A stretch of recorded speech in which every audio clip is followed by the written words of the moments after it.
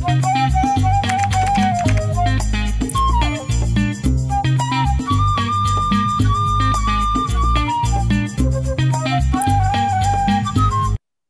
good afternoon, everyone, and welcome to our next Spanish property chat. And I'm really happy to say that I'm joined today again by Alex Radford from My Lawyer in Spain, who is going to be helping us understand a little bit more about what we can do as buyers, or what you can do as a buyer to prepare yourself ahead of restrictions lifting and you arriving in Spain to come and have a look for your property.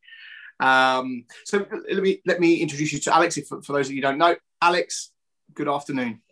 Hi there, Paul. How are you doing? Yeah, really good. Thanks. Good. There are things that, whilst we're all frustrated and we can't quite take the suitcase out to the taxi yet, there are some things that we can do, right? There's things that we can do to prepare. I'd like to kick things off with things that I'd like property buyers to prepare for. In fact, many of them probably already have, before handing over to you, and you can help us with all the legal side of things and making sure things run smoothly. The first thing I think you can be doing now at this stage, ahead of booking any travel back to Spain, is to really get your brief down to a T. Now, if you've followed our Spanish property chat videos before, or joined us at any of the shows, you'll know this is something that I do tend to bang a drum about, but for good reason, because I don't want you to waste time when you arrive in Spain looking in the wrong areas at the wrong properties. It's just counterproductive for not putting in a little bit of work ahead of you coming to Spain. So get your pen and paper out and write down a list of all the things that you must have in a property, all the things that you must have in an environment, in a location, type of environment that you want, and the things that you'd like to have in both property and location. Now, I don't expect you to be able to necessarily name. It's great if you can. I mean, that helps us wonderfully. Name specific locations, but have an idea on the type of environment you want to be in. So, for example, would you think you've got to be in an area where you've got lots of expats around you? Or would you rather be in an area where there are no expats around you, or somewhere in the middle? Are you coming to Spain because you want to play golf 12 times a week? Or can you not stand the idea of being anywhere near a golf course? These are all things that I really want to know.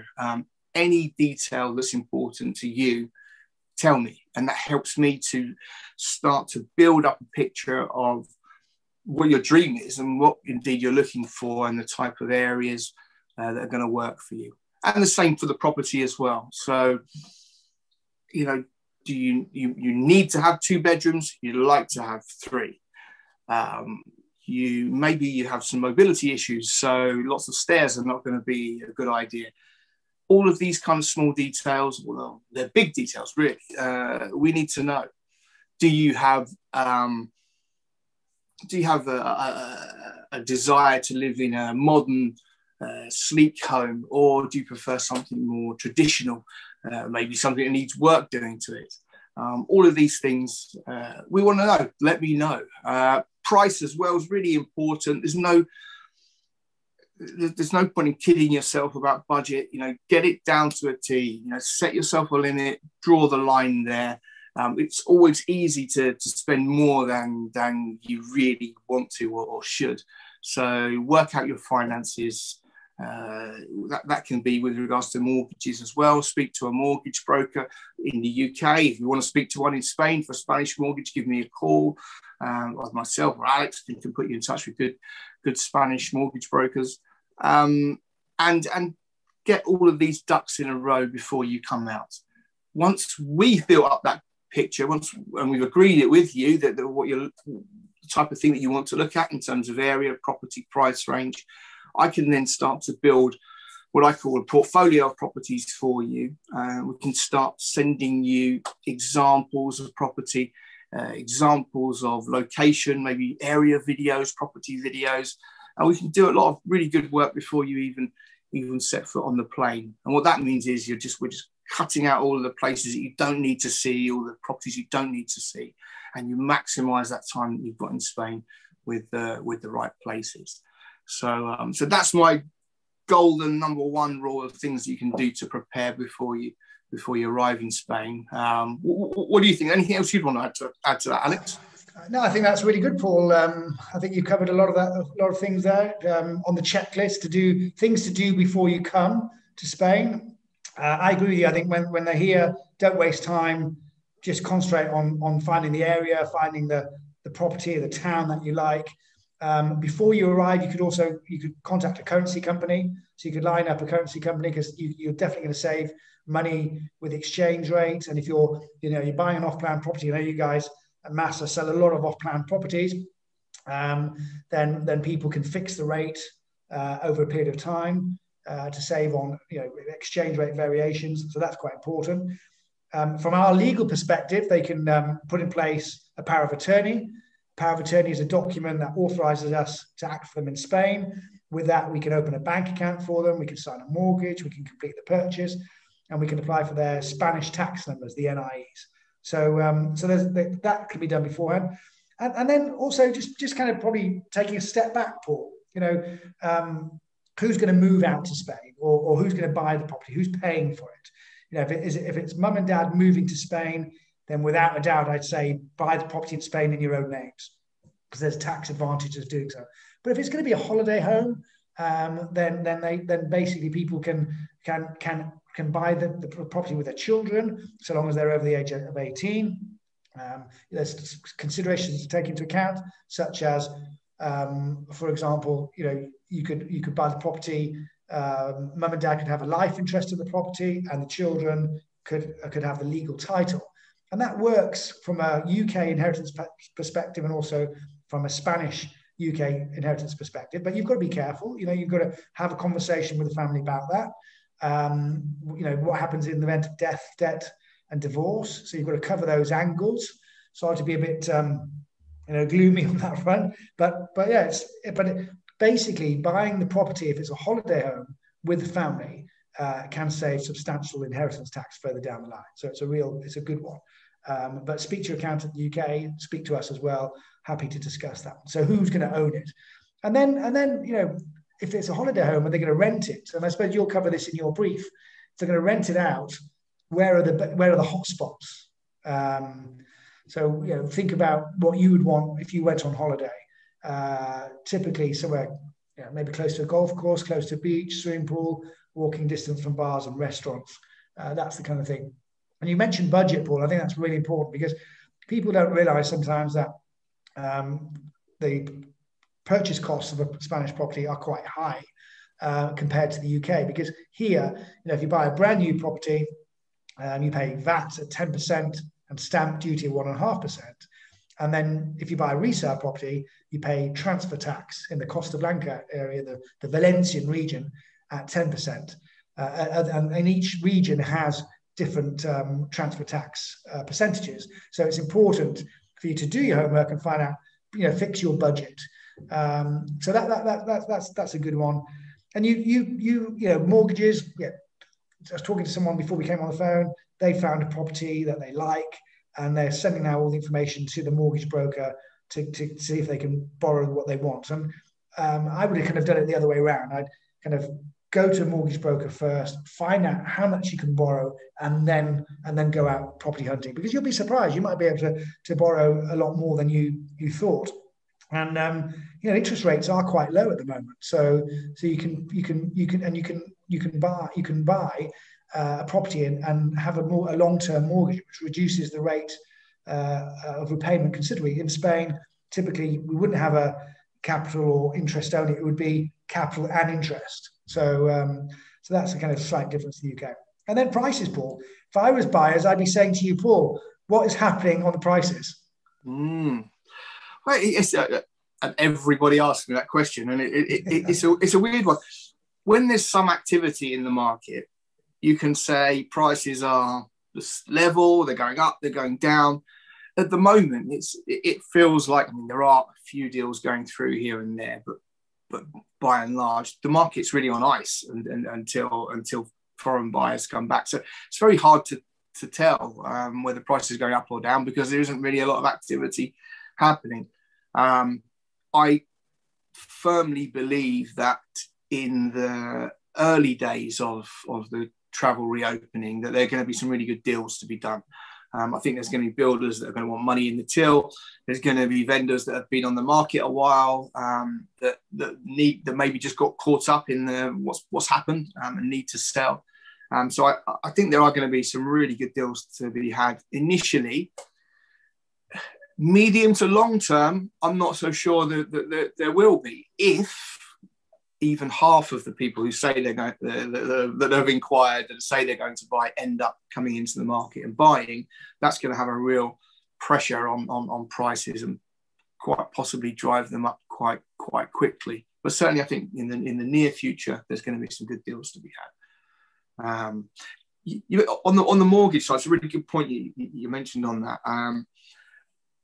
Most of the mortgage brokers here and Alison, who helps our clients, I think you know Alison as well, who I can put you in contact with if anybody was looking for thinking they might want a mortgage. We can put you in touch with a good mortgage broker in Spain. And what she does, and I think most mortgage brokers do, is they can arrange what's called an agreement in principle. They're collecting your documents, your financial information, and they will be able to give you like an illustration, for example, and say, you can borrow X amount and it's going to cost you Y every month, and you can have an idea of what you can go up to, and that saves a lot of frustration. And as you say, quite often, not so much as we can only go up to X. It's quite often people can afford a bit more than they thought they could, particularly now where the rates are good and the banks in Spain are a bit more forgiving in terms of their fees as well, right? A few years ago, the startup costs for mortgages in Spain were very prohibitive, and we hardly ever saw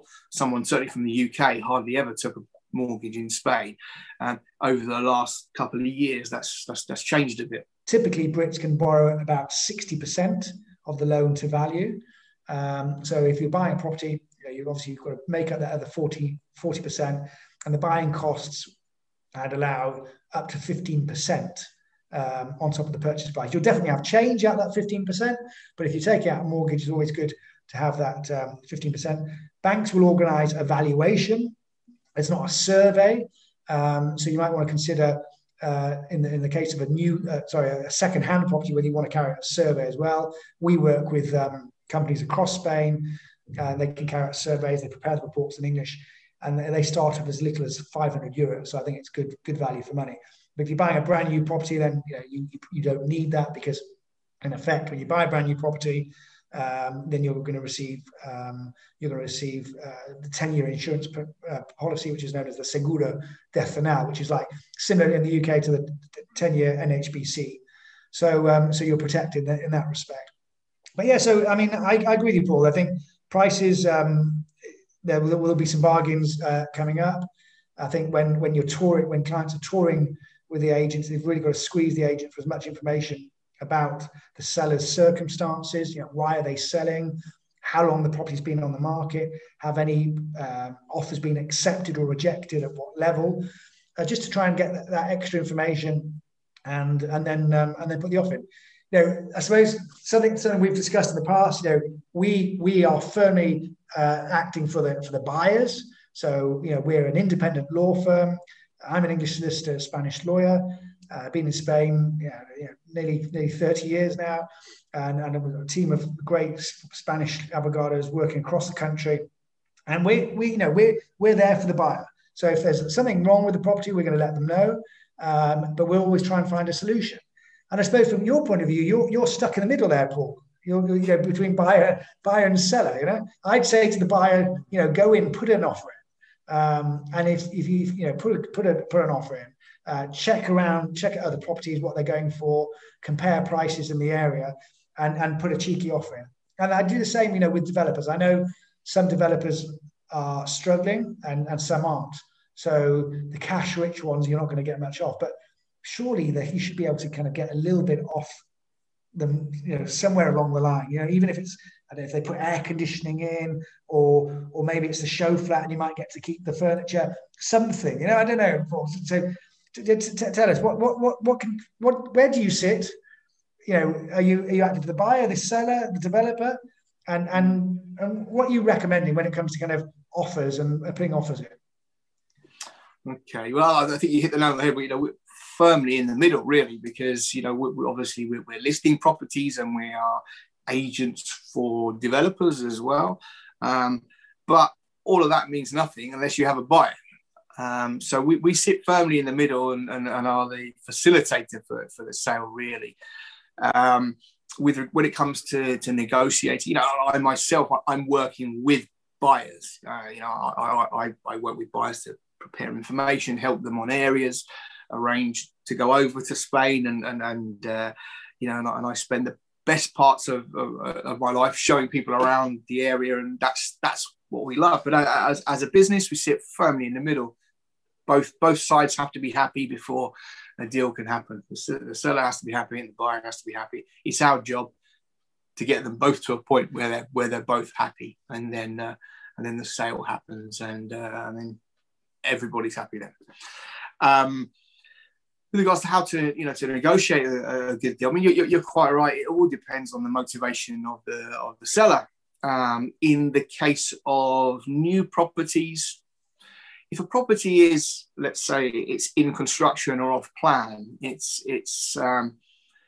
more challenging to get much, almost usually impossible to get anything off the price. But you did mention sometimes it's possible to get some goodies included, whether that be some furniture, air conditioning, or sort of something else. That's normally the area where we can work with, but that's by no means guaranteed as well. There are some builders that we can't get a paper cup included with the house, and there are others where in years gone past we've had all kinds of things done, swimming pools, furniture. Even when I first started, and unfortunately it doesn't exist anymore, there was a builder who used to include a small car with the villas that they built. If you bought a villa from, which was a great offer, but sadly not around anymore. In the case of resale properties, yes, it just we have all that information available. How long has the property been on the market? Why is the seller selling? This is information that we have, and we'll help the client, help the buyer to get a good deal. How long the property's been on the market is one thing, but the most important thing is how long has it been on the market for the price it's on at the moment. Because if it was on for 500,000 for 10 years and it's just been dropped to 100,000, is the relevant point there.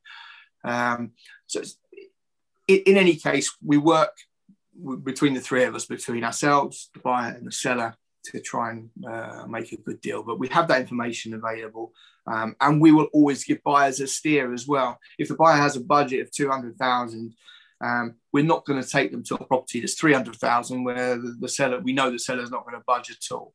I've had sellers that will move 10,000 off the price, and others that won't move 1,000. So it's very hard. When we list properties, what I would say is when we list properties, we do really insist with sellers that they're coming to the market at a realistic price, because otherwise it's just a waste of our time, effort, and marketing, to be honest. But also that they don't come on the market for, let's say, 150 if they're really prepared to take 130. Well, it's a silly exercise, because you're just reducing the number of people that are potentially going to look at your property. So yes, everybody wants some wiggle room, and normally that's factored into a price anyway. So it's rare that you can't get something off the price. So it's probably in that scenario, what would you recommend they put it on for? Would you say 135? So they drop 5K? 150? Yeah, I think so. It's very, very hard to say, because each house is different, each vendor is different. But if the property's on for 150, I'd go in at 135. Maybe you end up having to pay 140, 145. But discounts are not volunteered, so you do have to put in an offer, and within reason, and we'll know from the vendor what they will not go below, usually, but we have to talk with the vendor for every single offer. So it's just a matter, because people's circumstances change from day to day and week to week as well. And an offer that they refused last week, they might not refuse this week. Yeah, and that's we've seen that in the past, because as the pound gains value against the euro, when a, say, British seller sells here, they're going to get more pounds going back. So we've seen that, but we've seen that change. So talking about the exchange rate fluctuations, it's very important, I think, to speak to a currency company, especially when you're buying, but also if you're selling, to kind of plan that return of the funds. If you're selling to a Brit, then you can also, or you're buying from a Brit, you can actually agree the deal in pounds as well. So that's something that people can do. And when you're talking about the price and how much to knock off, if you do carry out a survey, and the survey comes back and it says, God, 2,000 or 3,000 euros worth of repairs on there, and if you've already negotiated hard on the price and had 10 or 15k off, then the sellers are likely to kind of meet you any further and knock some more monies off to cover those repairs. So I think the survey in that situation will be more for peace of mind, to know what repairs have got to be carried out and what value they are. Something that's we've discussed this again recently is because the UK has now left the EU, it's considered as a third-party country, and certain land registries around the country, if it's located close to a military installation, then there'll be a notice on the land registry search, and that will reveal whether or not a British person, a Canadian or non-European, has to apply for permission to the Ministry of Defence to buy that property. So I think when you're listing properties, Paul, and this will come up, and if you've got non-Europeans buying those properties, that will come up as well, and that can delay the purchase process by a few months. We're typically seeing it could take 2 to 3 months to get that permission through. We are hoping, it's only early days into the Brexit, new world of Brexit, that maybe there might be some dispensation further down the line. But let's wait and see. But at the moment, that's just another point to consider. But just because you need to apply for military permission to buy a property doesn't necessarily mean that's a bad property. On the contrary, it could be a good property. And we have acted recently for people buying that, and there are ways to get you into the property sooner. Subject to agreeing the deal with the seller. So I'd look at all properties. I wouldn't discard any. People come back. I don't know. Do you do bank repossessions as well, Paul? We work with all the banks. That's a whole subject in itself. We work with all the banks. The trouble is to find a property that's actually worth buying these days. There's in our area. I mean, our area of expertise is Costa Blanca and in Murcia. There's not a lot of good stuff from the banks, to be honest. Although we can work with them. There's some advantages with it. They'll lend a bit more on the mortgages sometimes. But I couldn't tell you the last time I saw a good property from a bank in the area. So all the good ones have now gone. It's still the same fishing call from 2008, so the original market crash there, where there were loads of properties that were repossessed, and maybe for a short time, for a few years, there were some nice pickings, but now you're fishing in that same pond from 2008, and what is left is pretty grim, in my experience in our area. Now I'm sure there's going to be some anomalies in there, but I haven't come across many at all. I just want just swing back on the military clearance as well, for those thinking, where's that going to apply? So on the Costa Blanca and Murcia, it's mainly the airport of San Javier was a military, was up until recently shared with commercial aircraft. Now has been returned just to military because there's a new Murcia airport open. So there is a radius around that area that falls into the area where you would need to have military clearance in order to sign the title deeds. And that stretches, up from, if we were talking about north of San Javier. It goes up to sort of the borders just below Torrevieja, I believe, sort of Punta Prima area. And this is something that can change at any minute as well, right? You can have it where one house needs military clearance and the other one doesn't. So that would take in areas like the Orihuela Costa, Villa Martin, Mil Palmeras, some areas that you might have heard of or seen on the TV.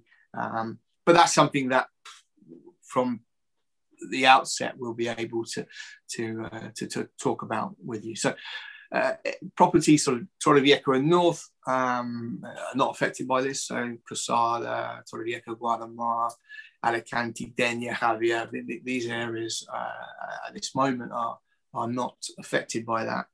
But zones can change, and with any luck, the rules change, right? But we let's hope so. Yeah, I mean, this is an obscure 1975 law. So yeah, let's hope it's not around for much longer. The other one you mentioned, NIE number. We talk about this a lot, but for our viewers, an NIE number, what is it? So basically, it's a tax number. So in Spanish, it's a número de identificación de extranjeros, which means a foreigner's identification number. And you need that number to pay tax. So we talked about the transfer tax or the VAT payable on the property purchase. You need that number as a kind of proof that you've paid that tax. But then that NIE number is widely used. So a bank will ask for it to open a bank account. If you're going to buy a car, the car dealer will ask for the NIE number as well. So with a mobile phone contract, you need it. If you're going to inherit a property, you need it too. So it's really the first step in the buying process. Power of attorney in place, signed before a notary in your home country. That comes out, and we apply for your NIE number, and then you're ready to go. And I suppose, Paul, it's important to bear in mind, to talk about the time scales of purchase. So typically we can complete fairly quickly in Spain if all the paperwork is in order, and that could be a few weeks through up to 12 weeks, depending again whether you're going to take a mortgage. So if you have a mortgage, then I think that you're getting closer to 12 weeks. And if you are buying a property that's a resale property and all the paperwork is in order, you can complete fairly quickly. But you can only really, I think part of having the power of attorney and the NIEs in place up front is that gives the buyer power. So you can go to the seller and say, look, I've got my lawyer on board, I've got my NIE, I've got my bank account, I'm ready to go. I've got my money, that's the offer. I can complete in 4 weeks. Yeah. I think that's a really, really good point. And that presenting yourself as a good buyer is paramount to getting a good deal. I've lost count the amount of times you had a buyer says, "Oh, I'm interested in your property. They want to put in an offer, but they've not even sold their house in the UK, or haven't got the money ready, or haven't even applied for their mortgage yet, or even gone down that road." In Spain, a natural completion is like 6 weeks. Is what if there's no mortgage involved or any other complication, even 4 to 6 weeks. So if you go to a seller and say, I can move into your house in 3 months' time, you're not particularly attractive as a buyer, really. Yeah. Whereas in the UK, that would be seen as like super fast. That's about as fast as you can get in there. 12 weeks is like world record time in the UK. That would be seen as a long-term buyer in Spain. Yeah. So definitely having those bits and bobs and the money in place is paramount to getting a good deal. Yeah. So lining up the power of attorney, lining up the NIEs, lining up the money, getting your budget, getting lawyer on board, mortgage broker, estate agent. What else can they do? Well, once you've got all of that lined up, you've got to start thinking about coming over, and how does that look? How does that work? You can come over and rent for a bit. You can come over for a weekend. I normally see if I've got a really good brief with someone and get to that point where they've been in touch with their lawyer, they've got their currency sorted, we've got a good idea of what they want, price range and such. Come over for sort of anything from sort of 4 nights to a week, and then myself or my colleagues can show you around the different areas. Experience the property side of it should be really quick at that point, because we'll have lined up maybe half a dozen, up to 10 properties, probably no more than that you need to see that really kind of meet your brief. So we can really invest the time in you experiencing the areas, which is much more important than the property, because that's why you're coming to Spain. You're not coming to Spain for bricks and mortar. You're coming to Spain for a different way of life, or whatever your motivation is. It's unlikely to be purely just bricks and mortar. I also like to have enough time to introduce you to other clients that perhaps, if we're looking at a particular area, let's say we're looking at Casada, I'm lucky enough, to have lots of friends and clients in those areas. Come and meet them. Come sit down and just grab a coffee, and get that local lowdown into the area that you're looking at. So it's nice to plan in that the area, and meeting the people and living the life, I think, is 85% of your trip in Spain. Yeah. So that's what I'd like to plan next. Once you've got all that in order, let's get some dates in the diary, get you over, and let's start experiencing these places. Sounds good. Okay, well, I'd like to put our contact details up. So if you'd like to get in contact with Alex or myself, to find out more about the legal process, how to buy in Spain, or indeed if you'd like to get that ball rolling and start working on that brief with me, I'll be happy to help you start planning. It's a really good exercise that you can do, a really positive thing that you can do now ahead of being able to return to Spain. Contact details will be on the screen and will be in the comments below. And do get in touch. And until the next time, good afternoon, and enjoy the rest of your day thinking about your next move to Spain. Take care. Bye-bye. Buenas tardes.